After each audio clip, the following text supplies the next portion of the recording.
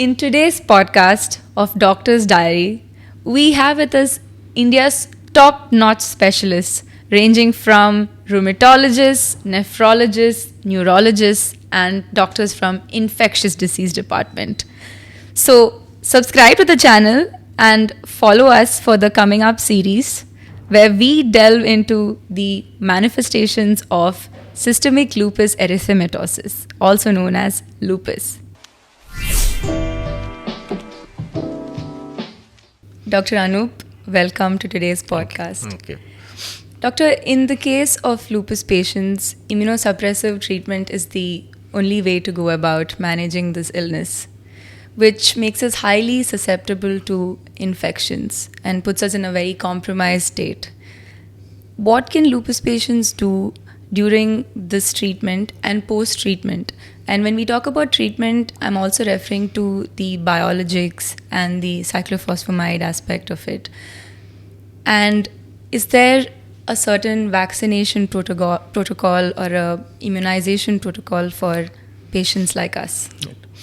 So, one of the starting points of looking at vaccination as a prevention in this particular group, which like we mentioned is an extremely vulnerable group because of the underlying disease itself, which is again an immune based thing, plus like what you mentioned about the impact of the medicines which you take for immunosuppression.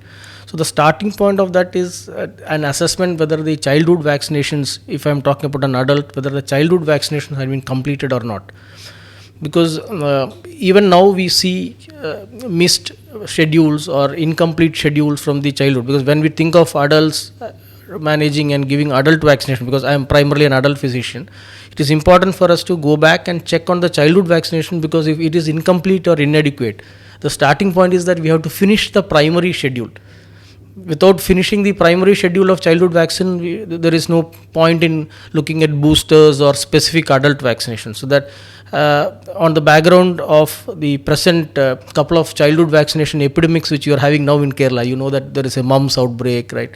There is a measles outbreak. All these are part of childhood vaccine preventable diseases. So hence, and the SLE group of people who are immunocompromised, they are likely to have again complications from these commonly preventable childhood vaccine diseases, right? Absolutely, so, Doctor. Measles. If I may add, lupus also predominantly affects the juvenile Pediatric, cases yeah. largely. I was also diagnosed with juvenile Right. lupus. So when you're talking about vaccinations in childhood, which age bracket would that come in? So one of the starting points of again focusing on the childhood vaccination in that group is the differentiation between what kind of vaccines can be taken at the time of diagnosis, what can be taken before treatment, and what can be taken during treatment. Right? So that's how you plan out the schedule for a child or a pediatric group who has been diagnosed with vaccine at that with SLE at that point of time.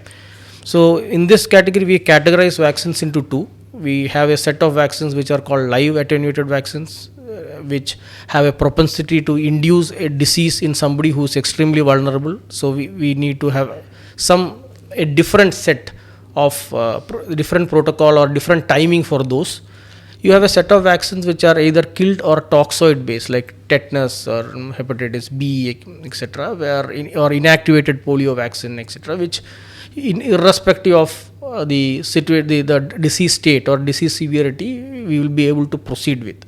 So when somebody in a pediatric age group comes to us with SLE, the first is that has the age appropriate vaccines being done. Okay, so we know that there is a universal immunization schedule, there is an Indian Association of Pediatricians schedule where you have an age based recommendation for the vaccines. So out of that, if they have taken all those which it is appropriate for their age, then it becomes a bit easier for us because we have time to plan ahead. Right? Because maybe it will come another after 1 year or maybe after 5 years, etc., where we may be able to stabilize the disease better. 2, we may be able to tailor the regimen what we are giving for the time schedule in such a way. Now suppose it is incomplete and we have to start as soon as possible, etc., then the killed and inactivated vaccines and the toxoid group, all those we start as early as possible. The impact of timing is predominantly when we start with high end, like what you mentioned about biologics, because they would suppress or inhibit the the immune reaction or the stimulation which we expect from the vaccine. So a rule of thumb is that if you keep aside the TNF alpha blockers, IL-1 inhibitors, that is all the biologic section, etc., which on an average it requires 4 weeks of gap between the initial dose, the vaccine, and then you need to give another 4 weeks for the next dose of it if it comes in the schedule. Except for Rituximab, which takes an inordinately long time, because for this the gap which is required, that is, if you are dosing with Rituximab and then for somebody to be prepared for a vaccine, is extremely long, and the textbooks etc. recommend a duration of 6 months after Rituximab for your B cells or immune cells to respond appropriately to the vaccine. Once these doses are taken, for restarting the biologics or the immunosuppressants, you need to give a gap of another 4 weeks. Okay, so simply put, minor drugs like prednisolone at low doses like 20 milligram or 30 milligram or low, etc., there is not much of this timing or scheduling required. Slightly higher immunosuppressants like methotrexate, MMF, azathioprine, leflunomide, etc., you need a much shorter duration of gap. So usually we give a gap about 2 weeks from that, initiate the vaccination, give a gap of 4 weeks to reinitiate the medicine. Higher end immunosuppressants like biologics, etc., you need to have a 4-week gap. That is, you hold it for, give a gap of 4 weeks, vaccinate, give a gap of 4 weeks, start the immunosuppression again. Rituximab, the recommended duration is very long. Give a gap of 6 months, give vaccine, 4 weeks, then Rituximab. IVIG and all, it is even further. So somebody takes IVIG infusion for a particular reason, it's 8 to 12 months, the gap which is required. So that's how the overall thing changes based on the immunosuppression and all. One of the couple of specific aspects of SLE and vaccination is that if you look at prioritizing what should be given initially, we are looking at the commonest scenarios which would affect them. So in the Western scenario, it is influenza, pneumococcal disease and herpes zoster in the Western scenario. And then here, that's why I started with childhood vaccination, because in India, because of gaps in childhood vaccination, you also need to ensure that all your primary vaccination, like your hepatitis B, like your diphtheria, pertussis and tetanus, like your mumps, measles and rubella, all these are also taken care, and not just the added or extra thing of pneumococcal and influenza and herpes zoster. For our viewers' context, you treated me for herpes zoster when I was diagnosed with it post cyclophosphamide. And doctor, even at Lupus Trust India, we've seen a lot of patients coming with herpes as the most common infection post heavy immunosuppressive treatment. And I was diagnosed also with an E. coli infection in my gut after obinutuzumab. So for these two infections that often attack or infect us lupus patients, what is it that we can do? So herpes zoster is now coming under the group of vaccine preventable disease, because so now since many years we have a vaccine which we did not have in India earlier. And initial vaccines are live, but now we have recombinant or inactive vaccines also, so Shingrix, which comes under that. So now we have an effective method of preventing it or reducing the risk by using the vaccination. In the childhood schedule, because we know that it starts with varicella, right? First somebody acquires chickenpox virus and then later it manifests or reactivates as the herpes zoster. So in the childhood schedule, there is also now varicella vaccine. So you can take chickenpox vaccine as primary thing to prevent chickenpox, and who has either been acquired chickenpox or who has taken chickenpox vaccine, etc., and going forward they can go ahead with this Shingrix or the inactivated herpes zoster vaccine. So that we have a good preventable source because we have a vaccine. The efficacy is in the tune of between 70 to 75%, which is quite decent for any vaccine. The E. coli infection is much more difficult because E. coli is something which is in all of us. So it is a it's a part of our gut flora, and I was told it's called an opportunistic or a secondary infection is what I was told. So usually the gut flora is of E. coli and Klebsiella. So they come under this heading called as coliforms. So coliforms are what forms the fecal microbiota. So all our large colon is full of E. coli, Klebsiella and all those things. Now in a normal scenario, they are there. That's it. They don't get into us. Right? They are just a part of our gut. On a regular basis, they are excreted through the fecal matter. They form, they help in various other requirements in the gut. So we live in harmony and helping each other at that time. But when either due to the disease or the medication, when this balance is upsetted, then couple of these bugs which are traditionally supposed to stay in the gut, they get into us and create problems. And since they are an inherent part of us, we do not have an effective vaccine or in terms of medication etc. to control them, which is because they are a part of our microbiome. However, one of the commonest ways they attack us is through a urinary tract infection because of the common proximity, right? Because the where they are excreted through the anus and the urinary tract etc. So one of the commonest causes of urinary tract infection is E. coli. So that is preventable by personal hygiene, right? A lot of aspects of the personal hygiene can be focused upon to prevent things like the urinary tract infection, and also in terms of the fluid intake as advised. Okay, when you have a kidney problem, you have a different set of things to manage, but otherwise holding urine for a long time, dehydration.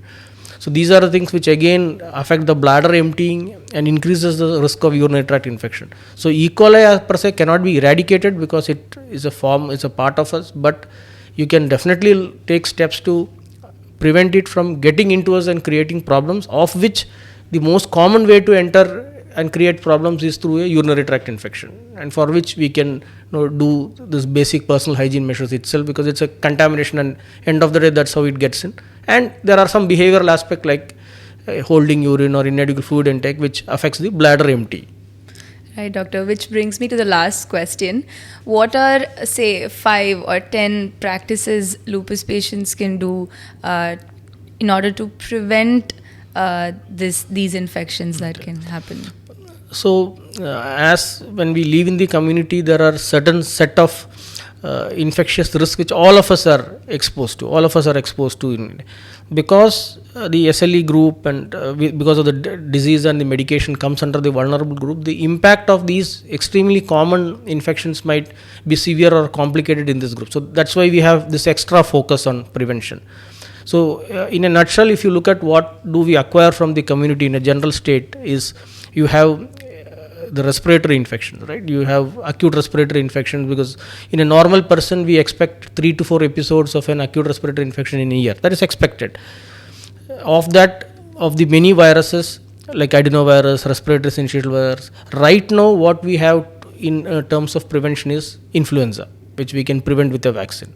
Plus, since it is only one out of many viruses, we need to look at how the other components of droplet and airborne prevention also, which is whenever you are in a crowded setting, especially with inadequate air ventilation, then masking will really help. So it's not like universal masking or masking at every time, every day, but there are certain risk situations where masking definitely improves our safety level. That is, whenever you are in a closed setting, whenever there are crowds, whenever you are unsure of the ventilation.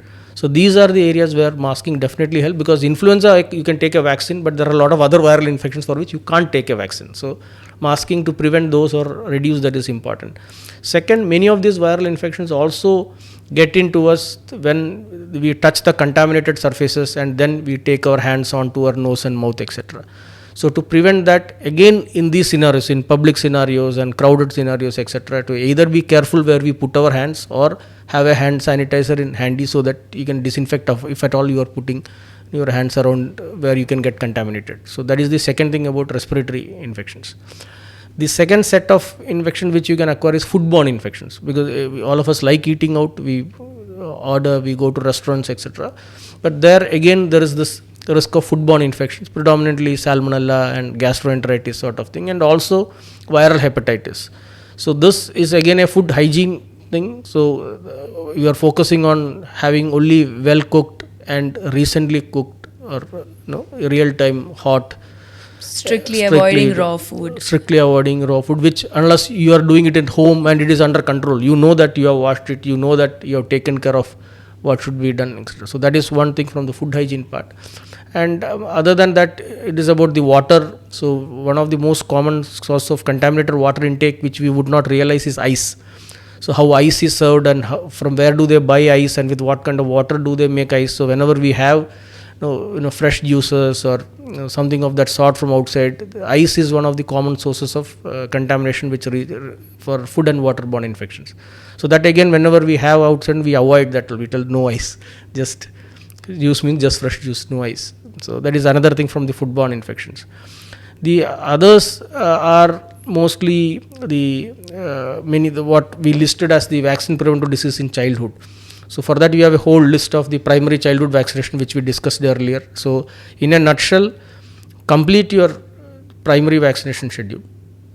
Look at additional vaccines like influenza, pneumococcal vaccine, and herpes zoster, because these are again preventable with this vaccine part. Avoid airborne infections which are very common. Even everybody in immunocompetent suppressant, everybody gets it, but there is an opportunity by wearing mask and looking after hand hygiene in specific scenarios. Not that you have to be paranoid about it, but you know that these are the risk areas where we have to be careful. Have a thought on the food hygiene and what you have, because again, these are easily preventable with that.